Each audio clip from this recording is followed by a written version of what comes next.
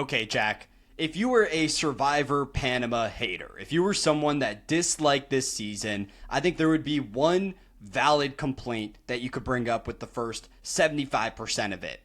Okay. And that's that it's not the most strategically advanced season that we've covered. Most of the votes are pretty straightforward. The early merge is pretty much all of the Lamina contestants getting voted out one by one. But now, I don't think that's really a valid argument anymore, because this episode might be one of the best strategic plays in the entire history of Survivor. It's made by Suri. It's the 3-2-1 vote. I'll be going through the entire history of the 3-2-1 vote later on in the podcast. But welcome to Survivor Analytics. My name is Clyde. I'm the true expert. With me, as always, is the voice of the people in Jack. Jack, how's it going? What's up, party people? I didn't realize that this was that consequential. I mean, it was a good play, but to be honest, I guess I didn't think enough about it. I was more focused on Terry's fourth straight immunity win and that sweet, sweet GMC Yukon. So, I didn't even notice much strategy because there was a sick car, dude. But okay. But this was a good episode. I think, to your point, the strategy has been really lacking in this season just because of the pagonging. It's good to be back in an era of the show, or not an era of the show, a section of a season where you actually have to play Survivor, right? You can't just sit back and let your majority carry you. That's really nice. That's really refreshing.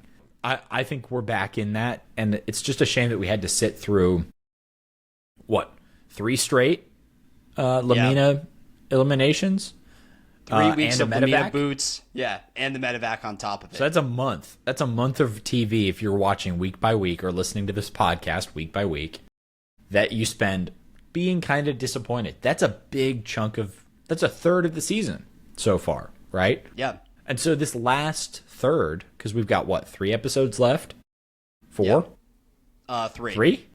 So we got this one and 3 more. So that's equal amounts of hopefully continuing to have good strategy and the mediocrity we just had. You mentioned something important there. We've been covering kind of the dull part of the season for the last month. And when it comes to older Survivor seasons, I think some of them hold up better on a binge than your traditional watch. This is one where I think it's better on a binge because you rush through that rough section of the season. But I still think it held up in terms of the weekly viewing experience. Like, there were still valuable character moments in those episodes as all the Lamina people went home. Yeah, there's definitely value, and especially, I think, value in watching Suri, right? I think you watch Terry do whatever Terry does, and that's the focal point of a lot of it. You watch Shane and all of his dumb stuff. Suri is in the background of each episode, making connections, building this case moment by moment that is adding up into a pretty stellar game right now. So, yeah, that's a good TikTok series for you, ranking the most bingeable versus weekly seasons of Survivor. Ooh, yeah, I can categorize them. That'd be a good one, actually. Okay, I'll report back to you, see how it goes. Top 3 best seasons of Survivor to watch in one day and not move from your couch and eat a bunch of Applebee's. Okay.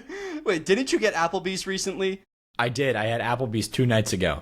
Was it the Liz burger or different meal entirely? No, I had a chicken sandwich, and here's what I'll say. It was the saltiest thing I've ever eaten.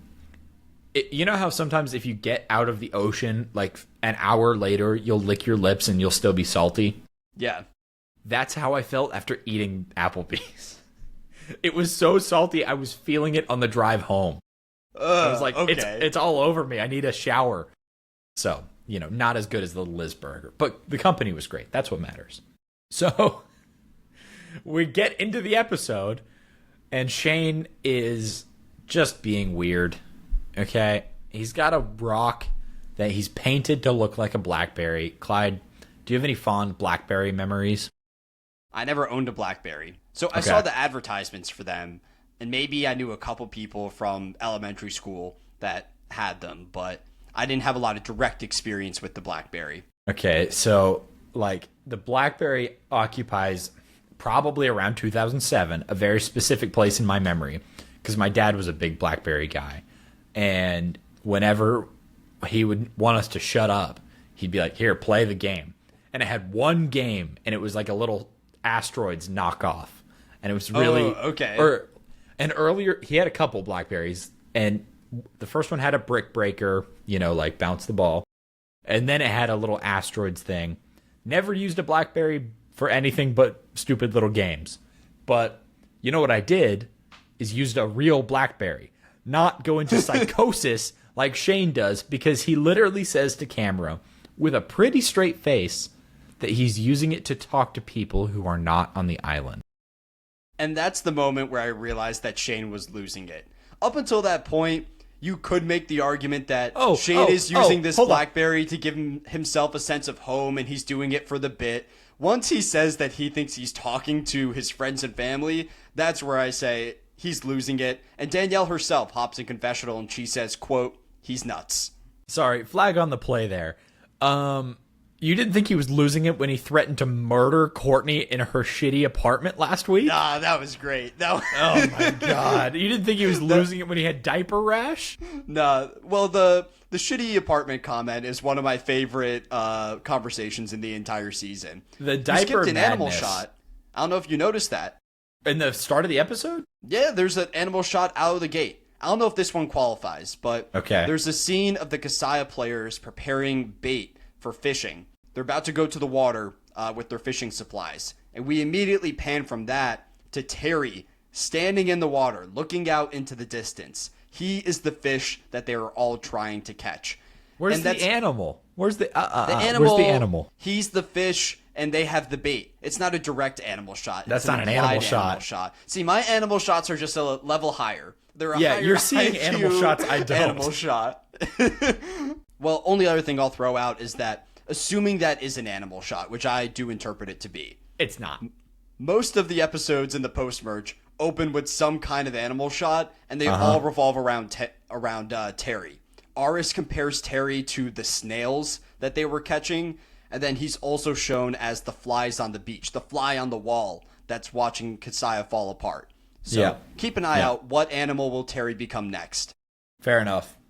Well, Terry becomes a beast here in a moment, because we have the reward challenge, and it's a heck of a challenge. 2 teams of 3 are attached to an obstacle course, or they're attached to a rope that goes through an obstacle course. They go through the course, it goes off the beach into the water. They have to unclip, run across these lily pads, which are pretty cool, dive down, retrieve a bag, come back up. Their whole team of 3 must make it back through the obstacle course. First team to do it wins. The reward? A barbecue feast on a private island. Pretty sweet. The teams, Suri, Aris, and Shane versus Terry, Courtney, and Danielle. And, we're really at the point in the season, especially with the Pagonging, where I'm starting to appreciate production more and more. These moments where they divvy up the cast. I know it's random, right? But what it also is definitely a great mechanism for causing drama, right? Challenges earlier on in the season are just exciting to watch because you're watching people compete. Now, every little bit could turn into a fight, especially with some of these people, right? Yeah. If things go bad for Courtney, things go bad for Shane, this could turn into something crazy. But really, the only drama we have is with Jeff. Jeff is furious at the end of this challenge. Yeah. So, the breakdown really quick is out the gate, Aris shoves Suri over a thing that she's trying to climb over, which is pretty rude. Fairly quickly, Suri gets tangled in a water stage, somehow gets the rope tangled up. Aris, Suri, and Shane basically spend the challenge trying to untangle this rope. Jeff is yelling at them over and over, quote, "You are taking too much time." It's such a blowout, they don't even bother showing Courtney running across the lily pads, right? On the other side. Like, they are just skipping parts of the challenge being accomplished because it's such a blowout. The challenge itself is over 2 minutes in. And my favorite comment from Jeff is he says, quote, "Let's go get your Yep. asses out of the water." I don't Yep. know if we've ever seen Jeff curse before. Can you think of another time where we've heard him say anything like that? That's a good point. Because I wrote down the same thing. I was about to say it. This might be the first Jeff swear. That's pretty exciting. Oh my goodness. So proud of him. They grew up so fast. And that shows how much Jeff loves a good challenge and how much he hates it when people are bad at the challenges. And this is a pretty big gap. I think Shane gets one of the bags out of the water, and that's it. And so Terry, Danielle, and Courtney win reward, and they decide to exile Aris. It's a pretty clear decision. Terry puts him forward as, quote, the biggest immunity threat. Of those three, I think Aris was the right move. Do you agree? I think it's the right move for Terry. I have no clue why Danielle and Courtney are going along with this. Like, Terry's plan to me feels very obvious at this point in the season. He wants to knock out the other physical threats so he can just challenge Beast his way to the end. Yeah. So if you're Danielle and Courtney, then who are you sending from that three? So you sending Shane? Probably. Danielle and Courtney have argued with Shane this entire season. They have connections with Suri. They got to maintain that relationship. And they have connections with Aris. At least Danielle does. So I feel like Shane was the clear pick. But at the same time, we saw how Shane reacted when he was not selected for reward in the previous episode. I can only imagine how Shane would react if he was sent to Exile Island. Because he hasn't been sent yet this season. That's such a waste. Oh, man. That's a shame. We really... He would have been furious if that went down. We got to get him out there at some point. Hopefully. We've got 3 weeks left. I don't think he's been sent. He hasn't been sent to exile, and neither has Courtney. Or Suri. I don't think Suri's gone. Yeah, but I think Suri going to exile wouldn't make for great television. Those two are the biggest fireworks on the cast. And for some reason, we see mainly Terry and Aris spend time on exile. Yeah, and Danielle has gone at least once. Danielle went. Well, so they exile Aris. Aris goes, and we find out there's a second reward. Or a second challenge, I should say, for the reward. For a second reward. The 3 reward winners have to shoot marbles at targets with slingshots. And the first person to break all 3 of their targets is going to win a, quote, fully loaded 2007 GMC Yukon. Clyde, have you looked up a picture of the 2007 GMC Yukon? Not since watching the episode. Picture for me, well, you've seen it in the episode. When I looked it up, because I looked it up before it showed up on the episode, because I didn't think we were going to see it. They end up driving the 2007 GMC Yukon to the reward, right? Yeah. They take a private plane to an airstrip where a GMC Yukon that's fully loaded from 2007 is waiting, and they get to drive it to the beach. Before we see that, though, I looked up the picture. This is the most 2007 pre-financial crash SUV I can picture. How old was I in 2007? You were like 8 or 9? 9. Yeah. Like, I can picture so many friends' parents driving something like this and being like, oh, that's a car. And, you know, it just has that era, like, early iPod vibe to it. BlackBerry vibe to it. Oh my god. It's a dadmobile. It's pretty boxy from what I remember, right? Yeah. It is like the actual shape of it. Boxy. Yeah. Hold on. So this was a car that was destined for Terry from the very beginning. I have the Car and Driver review up. It's got a 6.2 liter V8 with 380 horsepower, and it's a pretty boxy car. It's got that classic like laminated wood interior. My first car had that. My first car was a 2005 Highlander. Oh, how fast do you think it goes 0 to 60? Well, depends who's driving. If it's Terry, under 10 seconds. 6.2 seconds. Ooh. 6.2 seconds. Okay. So, anyway, Terry ends up winning the challenge because, of course, he does, right? Why would he lose? And he says the last thing that his wife said to him before he went on Survivor was, bring me home a car. Yes. What an And there's a insane reason thing for to that. say. Oh, okay. Because to me, that's an insane thing to say. Well, that's because you're missing a piece of Survivor history, Jack. Okay, here we go. Welcome to the car reward. This was a gimmick that they included a ton of times in the early seasons of Survivor. The last car reward that we saw was in season 14, Survivor Fiji. And in the first 14 seasons, it happened every single time with the exception of 2 seasons. Those being Survivor Borneo, which is the first season of the show, and Survivor Cook Islands, which we covered. So somehow in this stretch, we picked the one season that doesn't feature a car reward. The big thing to note with this is that, yes, it's a car. It's exciting. You get something to go home with even if you don't win the $1 million. But what I find the most interesting about it is that it creates more social dynamics within the tribe. Historically, when someone wins the car reward, other contestants want to gun for them. They feel that, hey, you already won something in this game. You don't need $1 million on top of it. And what I had an issue with in this episode is that they don't introduce the car reward until half the cast is gone. It doesn't come up again. It doesn't come up again for the rest of the episode. Maybe it's just the fact that Terry has such a massive target on his back. He's going to get voted out whenever he loses immunity anyway. So this probably didn't change his reputation that much, but I wish we saw some of the contestants talk about it just a bit more. I think it would have been really interesting if Aris won the car like 2 episodes ago, right? Oh, if Aris won it. Like, if Aris wins the car 2 episodes ago, all of a sudden it's a new reason to gun for him, right?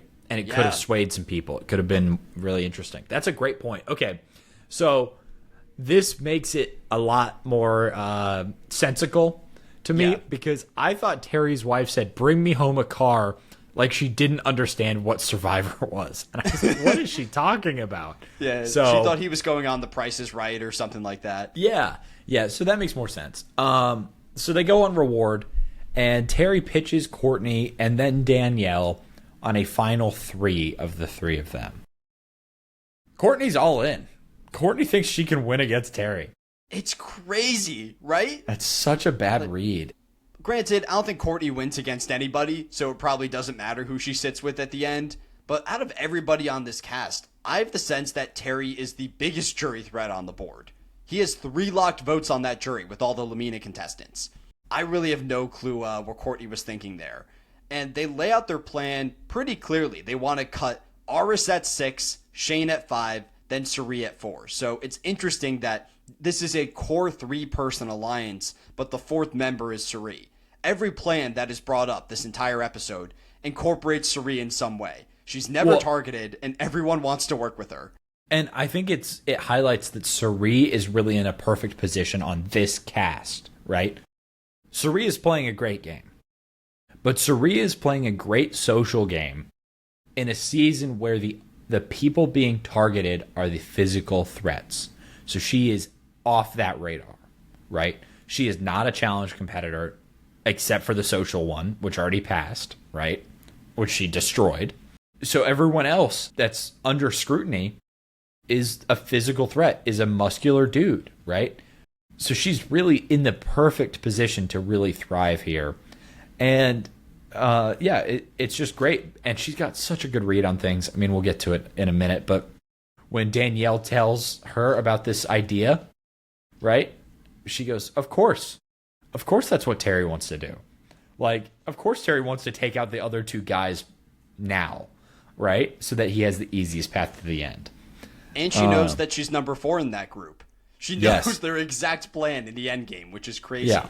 On the topic of this alliance, we can talk about one aspect of their long-term plan. It's brought up a little bit later in the episode, but since we're on it now, we can just hit it here. And that's that at the final 3, this trio agrees that the first and second place finishers in the challenge will be the 2 that go to the final tribal together. So that's what Terry pitches. Courtney seems on board with it. Danielle is a little bit more shaky. No, so I think this is important to point out. Initially, Danielle is on board. And she's like, yeah, that's the most fair. The 2 people who work the hardest deserve it. Courtney is not on board because she doesn't work hard. Courtney's like, that doesn't seem very fair to me. because it's not fair to her because she'd have to try. Danielle gets off board with that idea after she talks to Cirie. And Cirie points out, of course, Terry's going to pitch that challenge performance decides the end. And so I think that's an important detail is, A, Courtney gets pissy about it. B, Cirie sees right through it. Yeah. And is really, just yet another great read on her part. Well, one question I had for you on that plan was Terry's outlook, because he's the one that brings it up. And what's not clear to me is, was this a genuine plan proposed by Terry, or in the back of his mind was he thinking, I just got to make it to Final 3, I'll win the challenge, and no matter who gets second place, I'll bring Courtney to the end. Because I don't know if Terry really has that dog in him to make a cutthroat move like that. Yeah, this seems like a Terry thing to do, to carry somebody to the end or to say, yes, you got second, so you're coming to the end with me. That seems like a Terry thing to do. I think he would do it. I don't think he'd stab someone in the back over them.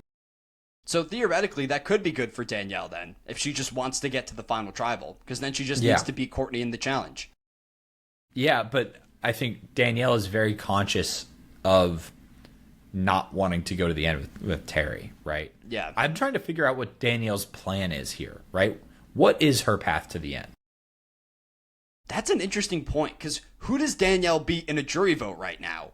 I think she loses to Cirie. Yeah, I think she loses to Terry. She probably beats Courtney, but she votes against Courtney this week. The only person who I'm confident Danielle wins against in a final tribal is Shane. So maybe that's her plan long-term now, but it's not super clear to me either. Yeah, because she can kind of take the place.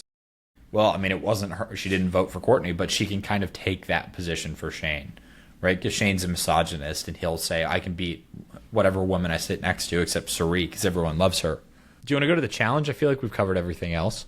Let's see. we didn't talk about Cirie's fishing.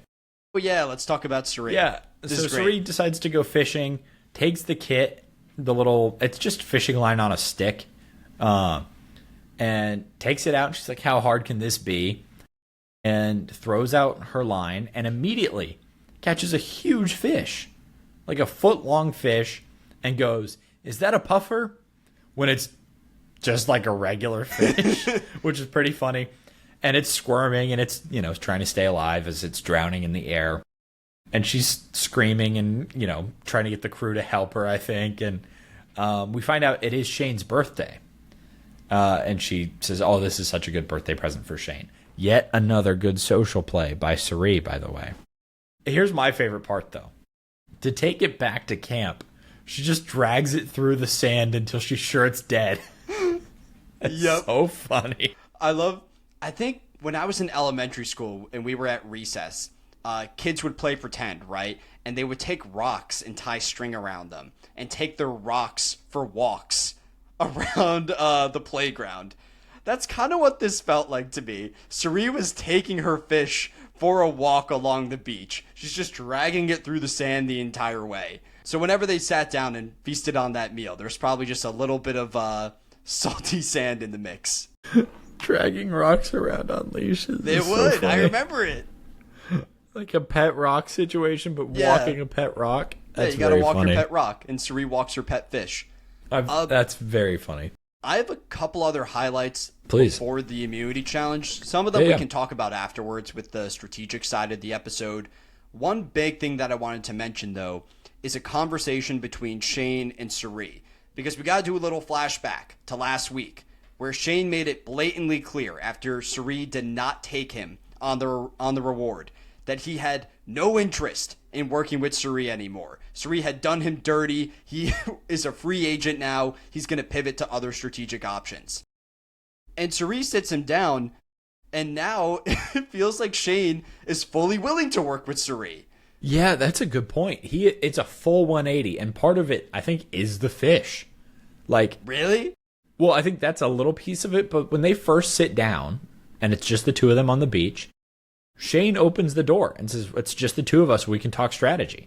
I'm sure there was a lot more social work put into that relationship that was not shown on screen, but I think that's one of the most underrated aspects of Cirie's game this episode. The fact that she's able to take that relationship with Shane and completely flip it on its head.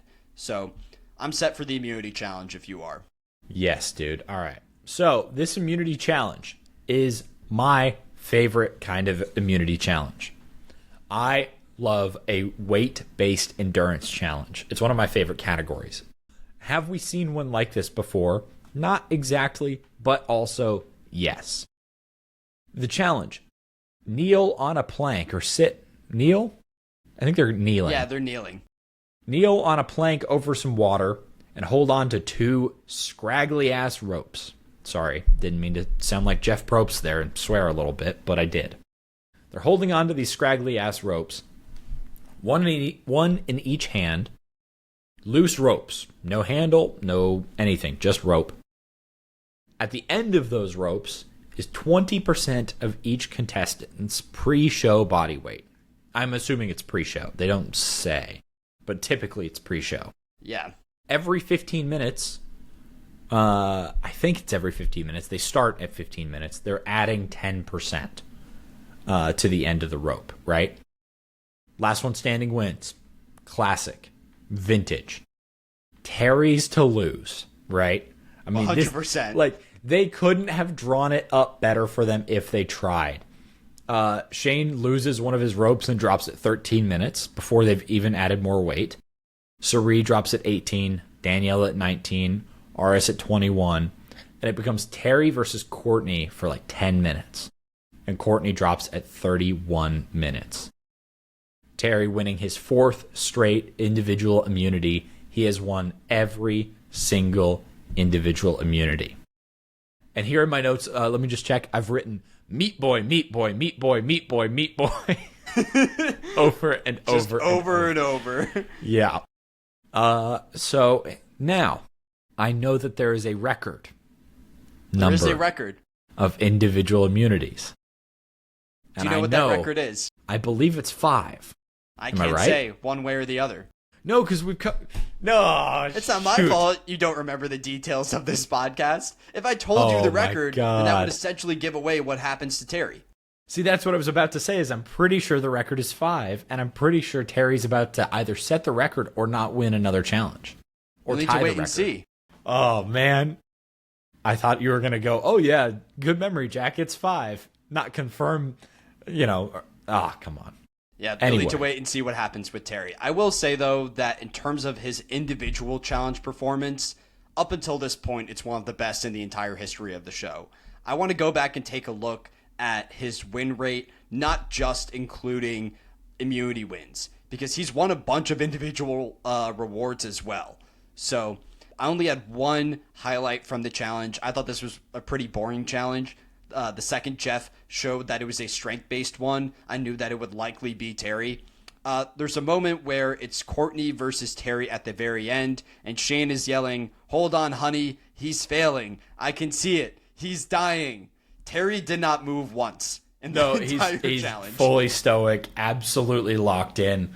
The dude, he's in the void. He's letting the flame consume everything around him. He's just locked in.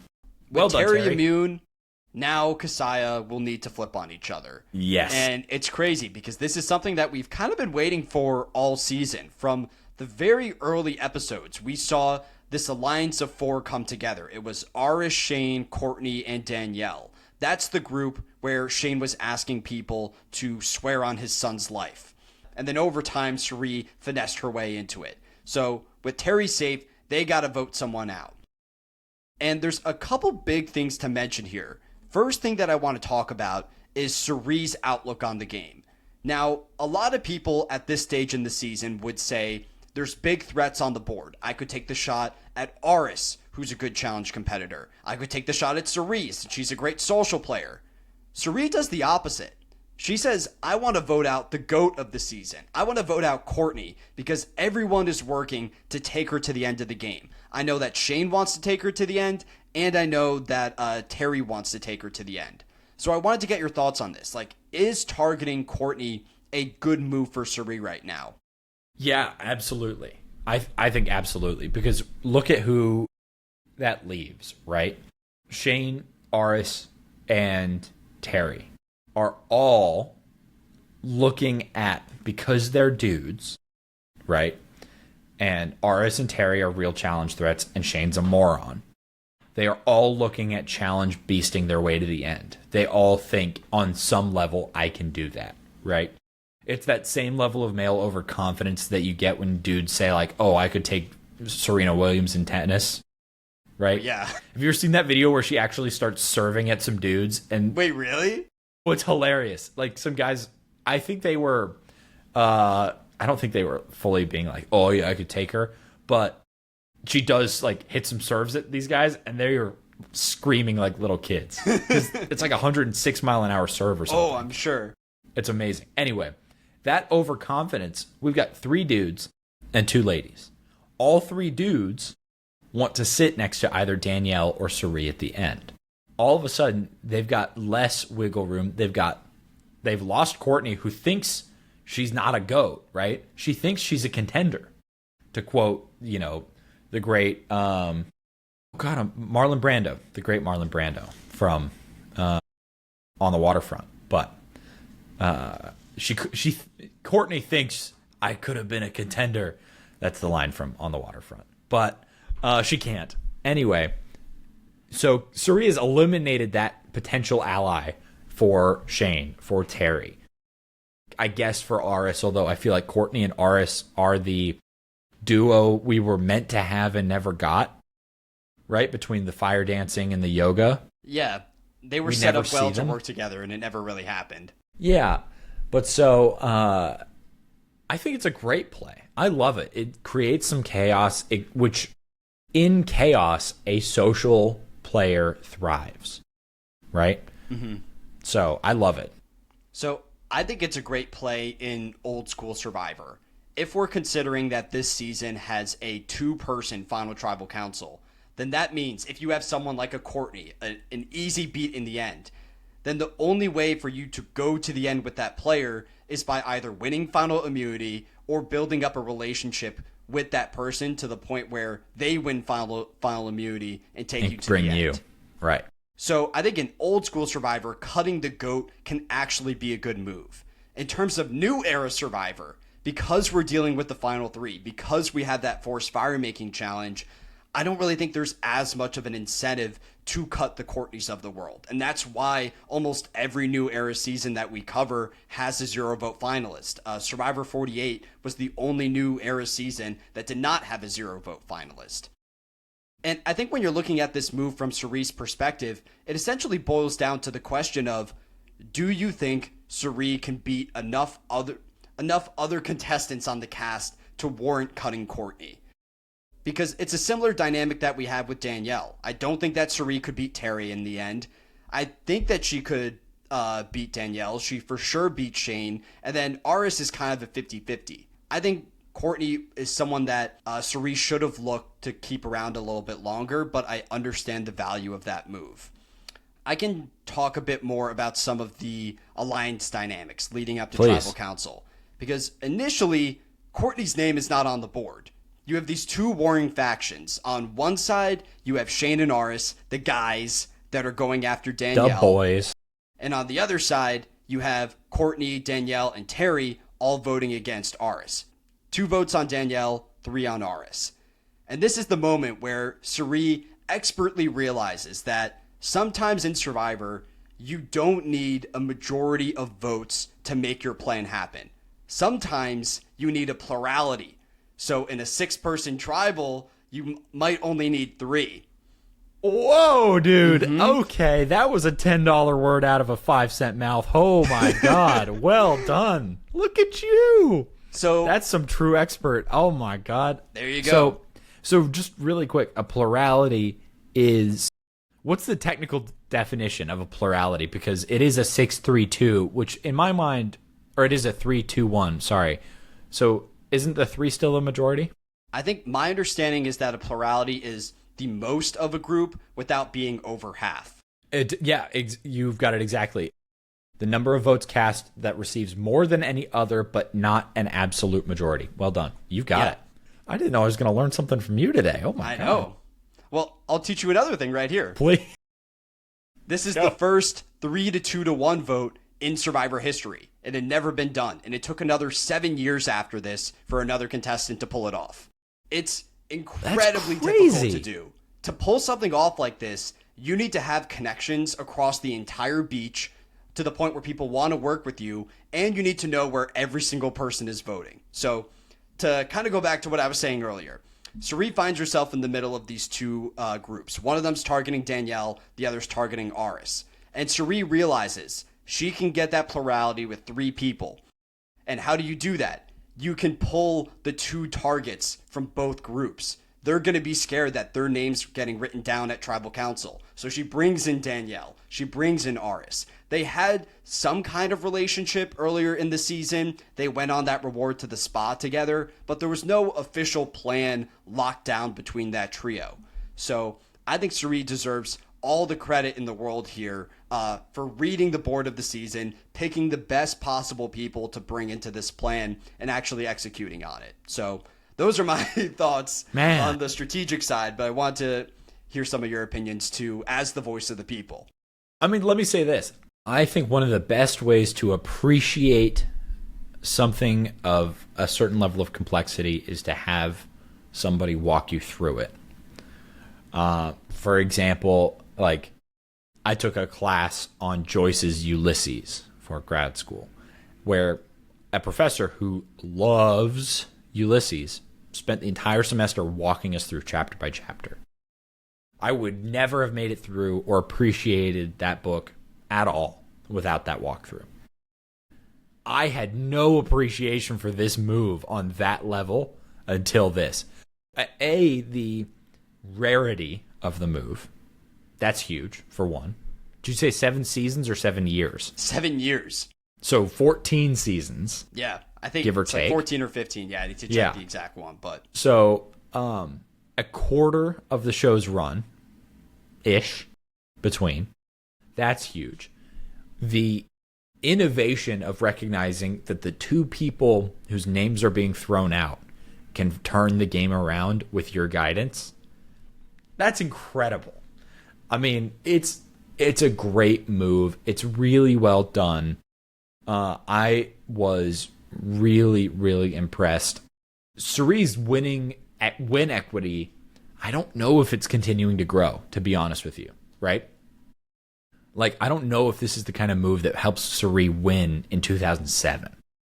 This is the kind of move. Point. Like, I could see this winning in 45, right? 48. For sure. Yeah, if someone pulls this off in New Era Survivor and then brings it up in the final tribal, they get all the flowers. Yeah. And so I see that. I don't know if I see this being a win for Cirie, but I do see this move being part of the reason she comes back so many times, right? Because 50 is going to be her 4th appearance. 5th. 5th appearance. Oh my God. That's crazy. 1 in 10 seasons of Survivor has Cirie on it. That's crazy. Yeah, she's tying the record for most appearances on the show. The That's other amazing. 5 timers are going to be Ozzy, who's also on 50, and then Boston Rob, who you still haven't met. No idea. The seasons that we've covered. Pretty sure Boston Rob is Shane, actually. He's got the tattoo and everything. But yeah, I mean, it's a crazy move. It's really great. I'm set for Tribal Council then, if you are. Bruce is alive. He's back, baby. And he looks pretty good. And he looks like 8 or 10 pounds lighter. That seems to be the common trend with these Bruces. You knock them down, and they get right back up. Bruce on 44 takes that knock to the head. He's back on Survivor 45, and then Bruce on Panama has to go to the hospital to relieve his bladder, but he's back on the jury just the next episode. My only note from Tribal, other than that Bruce is alive, is Courtney claims she's not holding on to the challenge where she was roasted. I don't believe that for a second. Like, that really cut deep to the bone. It was a big chunk of the previously on. It was a big chunk of Jeff's commentary in this Tribal. Yeah, I don't have a lot of notes on this Tribal because I felt like it was pretty boilerplate. But did you have any gems? Only gem I have is that Jeff continues to gas up Terry during these Tribal Councils. He asked Terry, "Are people approaching you with plans because you're an unstoppable force in the challenge?" Okay, Jeff, we know that you love Terry. They had that moment last week on the boat together. They got to bond there, and then he was calling out the other contestants this week for struggling in the challenge. Jeff wants Terry to win, and he doesn't hide it very well. But other than that, not many highlights. The vote itself, I mentioned, it's a 3-2 to 1, 3 on Courtney, 2 on Aris, 1 on Danielle. Votes against Courtney come from Suri, Aris, Danielle. Votes against Aris are Courtney and Terry. And the one person voting for Danielle, the one person most out of the loop this week, is Shane. And I'm excited to see how Shane will respond next episode. Right after Suri gained his trust back, she immediately stabs him in the back and votes out the person who he wants to ride with to the final 2. And we see on the next time on, it's pretty much all of the next time on, we are seeing Aris and Suri covering their tracks, trying to say, no, that wasn't us. Which is very interesting and very hard to do, considering, there's 5 people on this beach, and 2 of them are saying, nope, we didn't do it. Yeah. So from their perspective, not only did they need to plan out this entire 3-2 to 1, they also needed to plan out, how are we going to deal with Shane when we get back to camp? Is all of this worth it, knowing the Shane tsunami that's on the horizon? So we'll need to wait and see on that front. But Courtney's voted out here. I have an epitaph for her. R.I.P. Courtney, headed back to her shitty apartment in Hollywood. Oof. Oof. It's pretty brutal, but it's kind of the best she deserves. I mean, she you know what she's doing right now in the timeline of the show? She is going to Ponderosa and saying, Bruce, I really added a lot to your rock garden after you left because I hoped you'd come back. And he's going, no.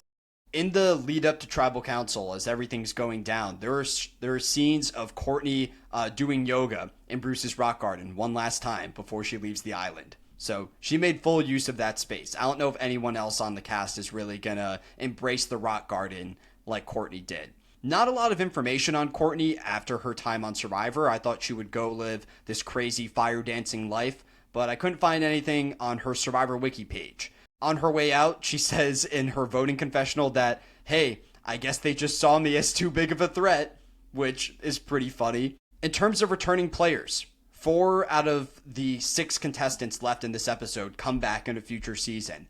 Do you think that Courtney is one of those 4? Terry definitely comes back. Shane definitely comes back. Suri definitely comes back. So the question is, Danielle, Aris, or Courtney? I don't think Courtney comes back. She does not come back. Man, which all is right. an absolute shame. I think Courtney's up there. For me, at least, if I were to do my ranking of who I would most want to see return on this season, number 1 is Suri. 2 and 3, you can flip them either way. It's going to be Shane and Courtney. Ideally, I would want to see Shane and Courtney on the same season again, just to watch them butt heads even more. On the topic of returning players, like Courtney was in the mix to return on season 16 Survivor Micronesia, and she was cut at the very last second. And there was another contestant cut at the last second from that cast, and that was Yule, which is pretty crazy to think about. Why would you cut Yule? He's the greatest player in the history of the show. I don't know. I think they had too many people from Cook Islands on that season, because they already had Parvati there. They already had Ozzy there. Oh, they already had Penner there too. So they had 3 people from Cook Islands. Are they really going to add a 4th? That felt a bit excessive. That does.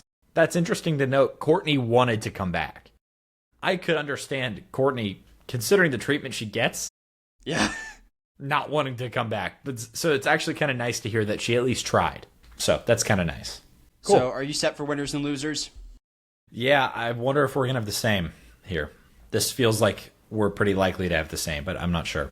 Let's do the loser first, because I think that's one where we could Shane? differ. I have Terry.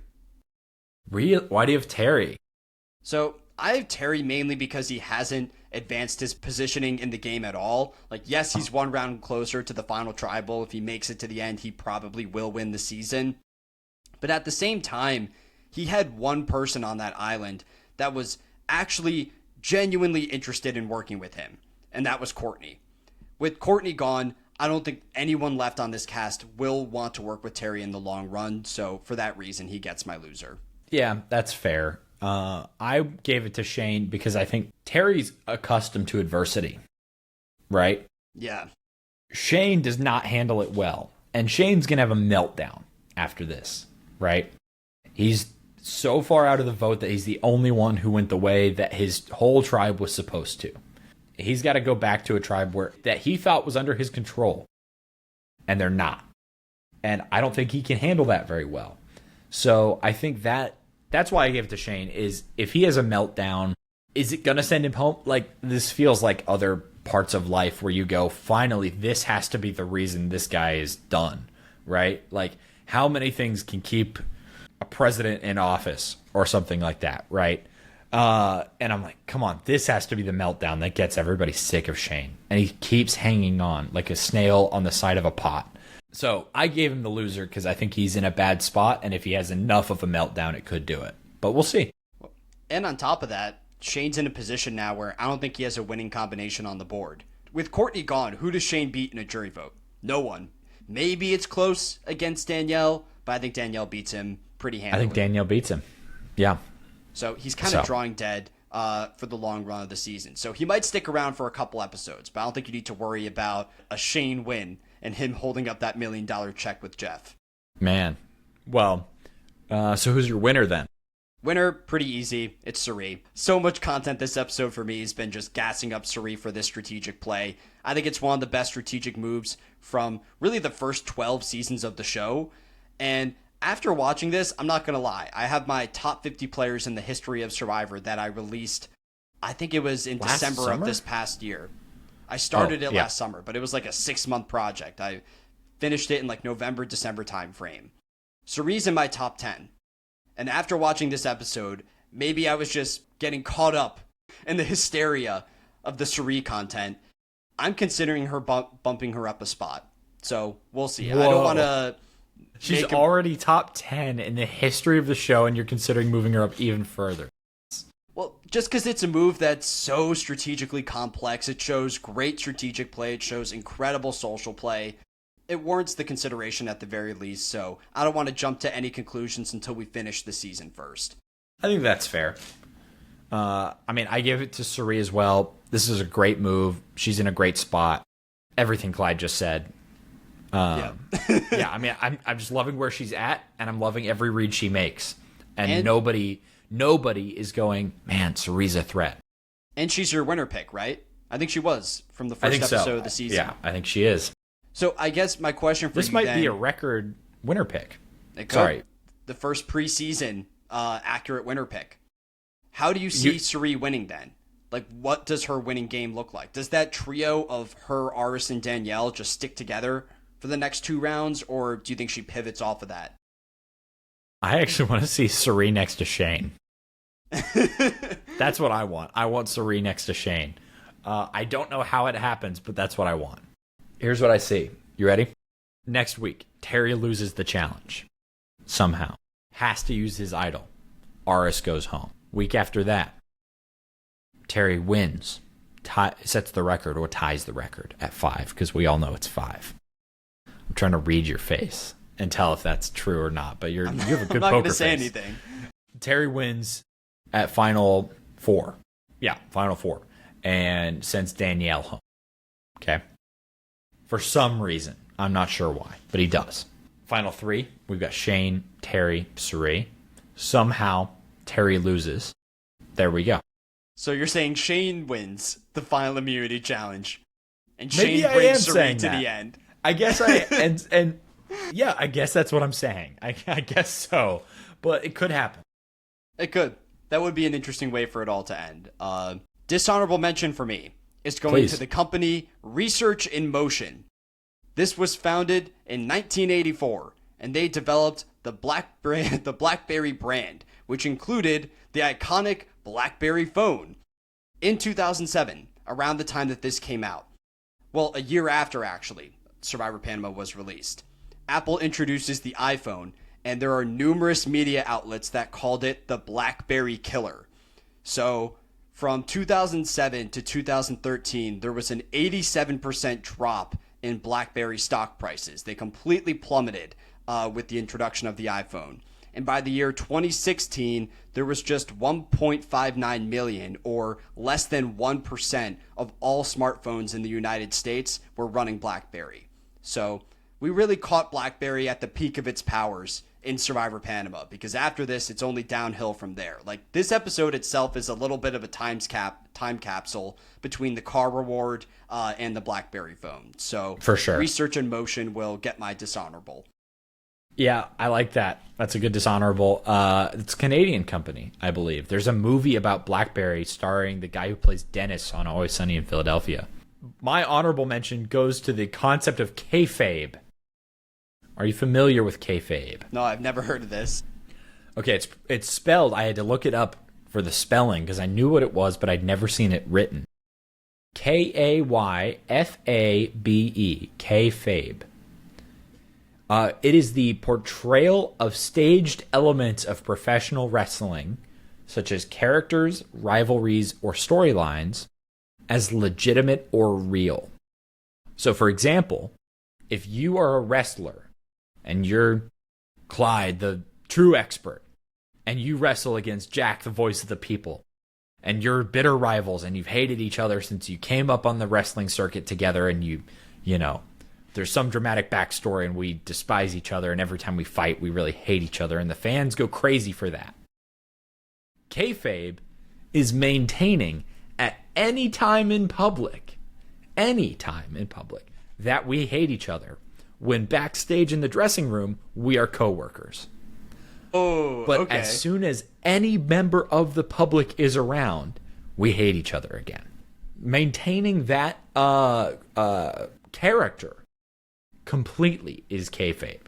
So it's less of a thing now because people have social media, right? If you're a wrestler, it's much harder to like live your life in kayfabe when you're on social media. It was a lot easier when you were on TV for an hour a month. That concept of living a staged version of yourself whenever you're out in the world to, protect a lie and create drama or further a storyline. I feel like that's what Shane is doing with the Suri, I'll never work with you again. And then as soon as they're alone on the beach, they're working together, right? Yeah. He's like, we can talk strategy. I don't know what's going to happen next week, but I do think there's an element of kayfabe in this season.